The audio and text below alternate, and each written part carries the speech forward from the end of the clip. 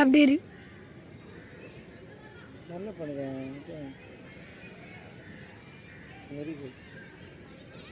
Butterfly பிடிக்கிறது ஒரு ஏதோ பண்ணுறீங்களா? இல்லை சார், நாங்கள் எப்பவுமே இது சில நேரத்தில் பிடிப்போம். இன்ட்ரெஸ்டாக இருக்குங்க.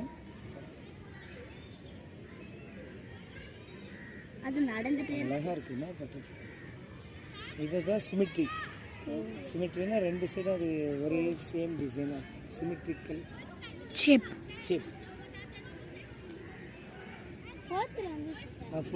ஃபிஃப்த்தில் கூட பண்ணி நடத்துவாங்க.